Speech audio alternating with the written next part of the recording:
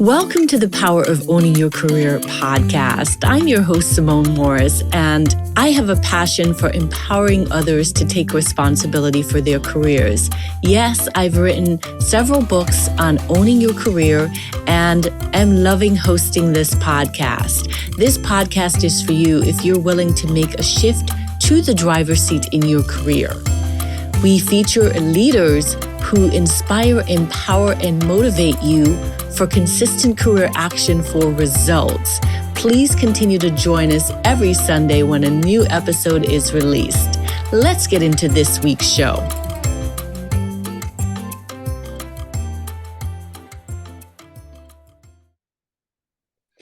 Welcome to this week's episode of the Power of Owning Your Career podcast. I'm delighted today to welcome to the show Rumee Singh, who is the co-founder of Rahat Rumsan, a UNICEF Innovation Fund portfolio startup. Rahat is an open source blockchain-based aid distribution management platform to strengthen financial inclusion. You all know inclusion is important to me, so I can't wait to talk more with Rumee about that as well. And she launched the Hamro Life Bank, a data-informed approach to cut out the stress involved in finding and managing blood for patients. Rumee, I want to welcome you to the show. Welcome.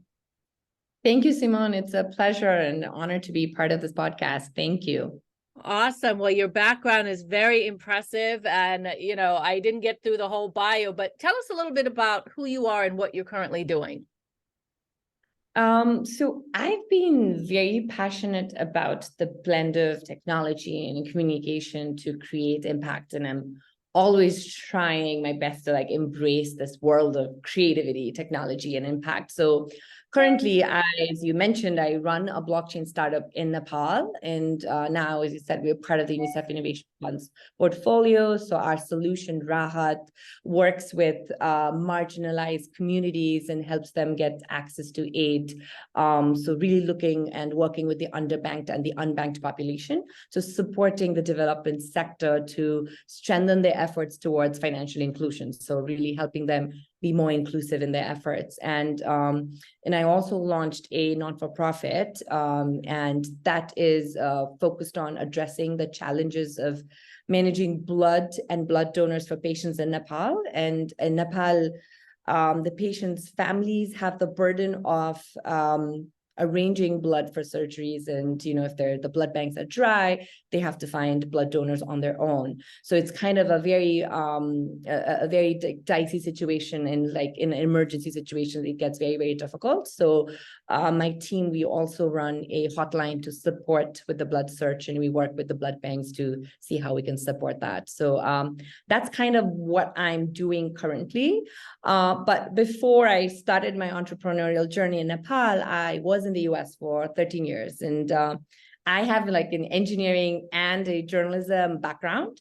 And I think as a young girl, I was a good student. And, it felt like, I was already slated, I had this cut out, the journey had already been cut out for me. So I come from a family of engineers and science background. So it was always oh, she's a good student, so she's going to be an engineer. And I think when I was young, I probably did not question it because I felt I was good at that. And that's what I would end up doing. And I think, but I sort of realized that, I was realizing my passion, what I was interested in. And I was sort of trying to find the balance, or I guess I was trying to sort of figuring out, your passion and what you're good at doesn't need to be mutually exclusive. And how do you find that space where, you could sort of find that common ground where you could do something what you're good at, but also find that your value and your passion around it. And, I sort of took different risks and try to experiment throughout my career journey. Even with the engineering degree, I started exploring the world of at that time, online media was just booming. So I sort of wanted to sort of take that space to see how I could get into reporting and finding impact stories. And I think the thread of impact really stayed with me. Everything I was doing, I sort of always questioned, how is this impacting and benefiting the bigger, I guess, in lack of better words, the bigger world? And And, after moving to the US, I sort of ventured into my journey of communication, and I worked for a PR firm. I worked for an education agency. Then, I moved into the corporate world. I was working for PepsiCo for a few years before moving back to Nepal. I mean, I did a year in Dubai and then moved back to Nepal. It was all like a lot of experimentation for me to really find what I thought would be like the right path for me. And again, it's like the journey of like finding your true north, but really enjoying the process throughout the whole journey. And I think that's what's been very exciting for me as I'm working through the work that I'm doing in Nepal as well. Like as I try to find that blend of my background of the critical thinking and the problem solving that my engineering background has brought in, my background of journalism and communication as I look into creativity, and find that niche of bringing that unique perspective, I think, as I look into decision making. So I strongly feel that sort of has really shaped how I make my career move or been through my journey currently. Wow, you've answered all the questions I had. No, just kidding. Yeah, there's quite a bit. I started taking the audience. I started taking notes so that I would remember what I wanted to ask you. But it's very fascinating, the story that you've shared. So, why Nepal? Why Dubai? What is the impetus that draws you to those global locations? Well, so I am from Nepal, so I think that is an answer. So I was born and raised in Nepal, and so I got my degree in Nepal, but I got my master's in journalism in the US. So for me, I think, I don't know, maybe as an immigrant in the US, I always had this drive, and I feel like maybe folks who've migrated can maybe relate to this, but you've always sort of wanted to give back to your community. So I, spent like 13 years in the US, and there was always this thought of like going back and being able to do something. Like my family's there, and, you've gained so many experiences, and US was, instrumental for my career growth. I learned so many different things, like as something as basic as like the ability to question authority, like it's, as I said, you've got this, the path was slated for me. It was already cut out for me that this was the path that I was going to take. And while like my inner self was rebelling it, I think it found that conducive environment in the US. I feel like, the small startup and the agency that I worked with, and also corporate world as well. Like it really helped me understand that it's okay to question authority. It's okay to question the status quo, and you don't have to be I was once quoted as like, we're very demure, and I had to actually look it up to see what does demure mean. And I really wanted to like rebel as to say, I was very reserved, I was very quiet, and maybe that was kind of like in the US world, it was kind of portraying me as someone who would just be taking orders and executing it. But I think it really, I guess that self-reflection from the feedback that I was getting helped me sort of understand what I needed to work on and to build that career path for me. But then back again to your question, so I was trying to create a path back home to build that impact angle and that impact story that I really wanted to work on. And so as when I was working with in PepsiCo, so I started to like navigate and figure out, can I create a path towards my my vision of going back? And one of the, I think the basic things that I looked at was like, maybe at least I make it towards geographically closer towards Nepal, then that making that decision would be easier. So I worked to find that, create that path. So I worked really closely with my manager, who was amazing at that time, to really find that path into the Middle East and the Asia world. And I took a special stretch assignment in the PepsiCo world to lead a consumer relations sector piece in Dubai. And there I was able to sort of, work in a very different working culture, and also gave me time to really figure out if I really wanted to make my move back to Nepal. So I was able to, take that jump just because of the state I was in. I was lucky enough, I guess, to be able to move that step. And for me at that point, it felt like was like a now or never moment for me. And it was a risky move because I think from a career standpoint, I was sort of climbing the corporate ladder. But for me, like a move to Nepal was a now or never moment for me then. And I just wanted to take that plunge to, really take that risk to test it out and see, and not have to regret, after. So I did not move back to New York. So I made my move from Dubai to Nepal, and that's where I am. So would you say when you decided to make a path back towards home, that you were in the driver's seat for your career?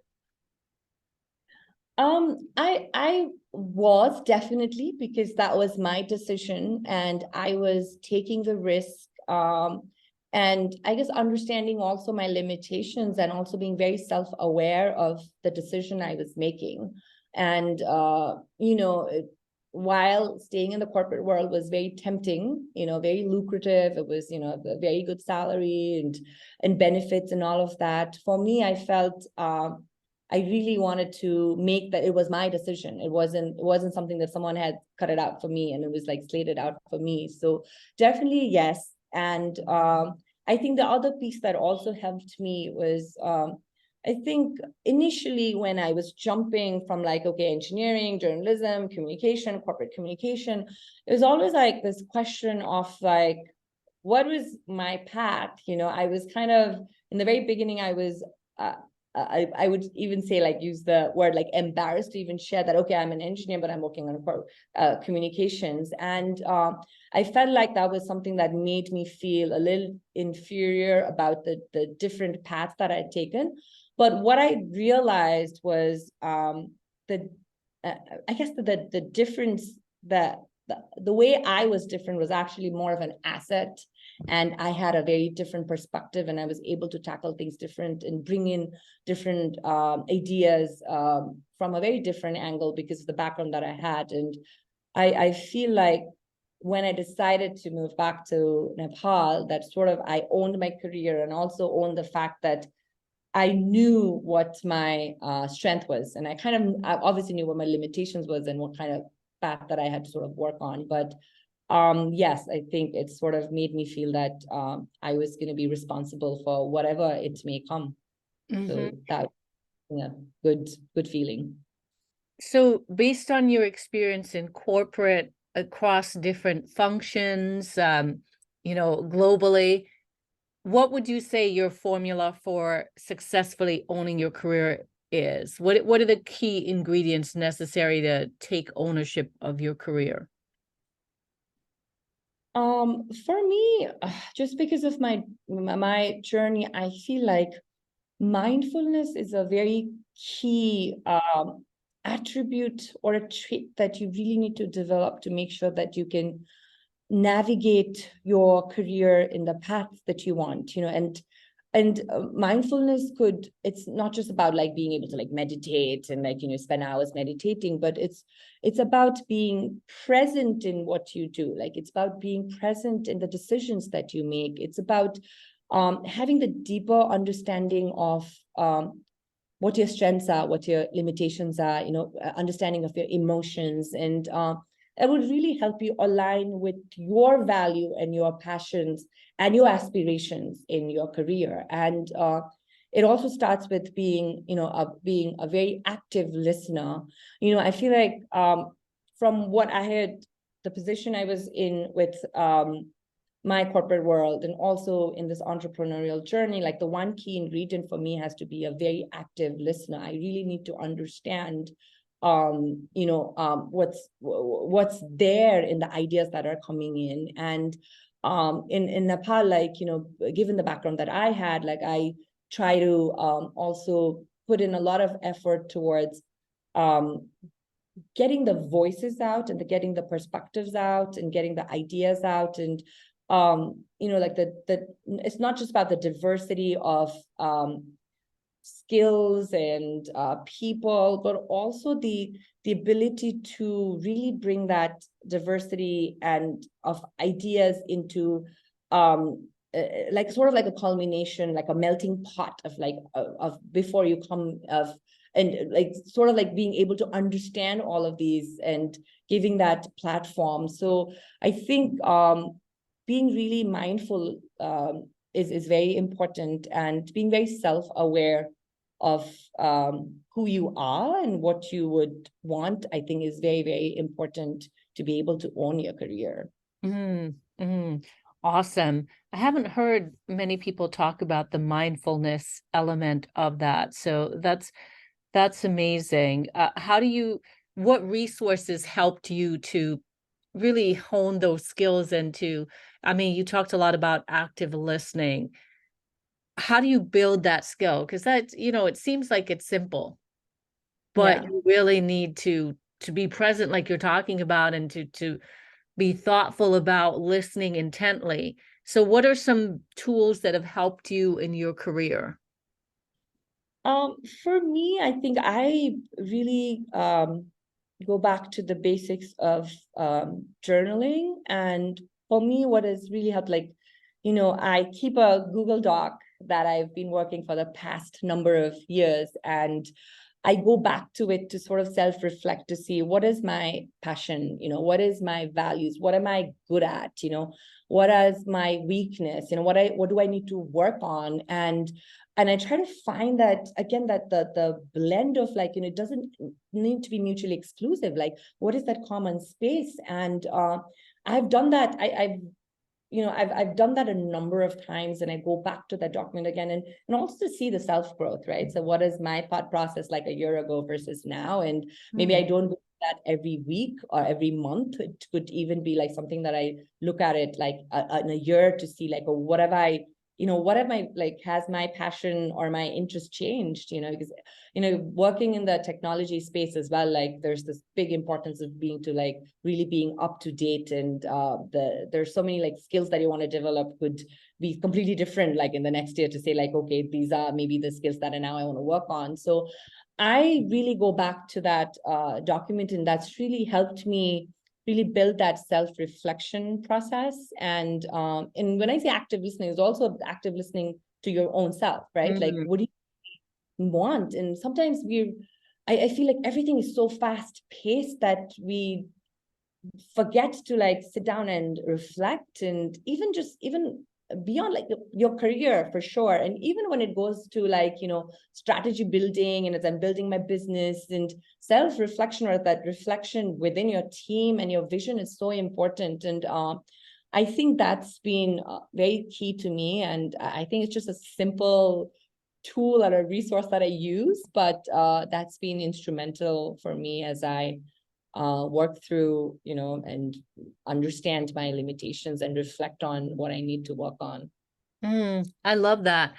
In my book, The Power of Owning Your Career, I talk about the power of auditing your career so you know where you need to go from to. And so I love what you're talking about. It makes so much sense. And you also talk about the importance of really making space, making time to think, which I think is critical for career success.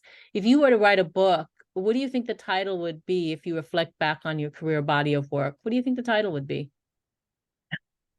I think I would look at, like, the pursuit of empathetic leadership, or the pursuit of innovation and impact. I think I feel like empathy, impact, compassion, it's something that drives your career journey. And if you can, like, really focus on those pieces, I think it could be a very fulfilling journey, because it's I know that you look at the career ladder, but it's also about how self-fulfilling do you find this? Like, are you happy? At the end of the day, is this something that you are proud of? And it doesn't have to be you have to be the CEO of some, like, this big company, but if it's something that really makes you feel happy and you've made an impact in somebody's life. And I mean, Simone, like, for you, like, you're running these podcasts, I feel like, I'm sure it's very fulfilling for you to see that, to be able to share some of these stories, and for people who are listening to this could be benefiting. I feel like it's this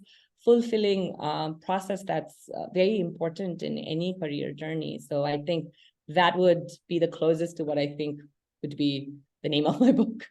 I love it. Pursue impact. I love it so much. You said a lot more than that, but pursue impact may be the title of your episode.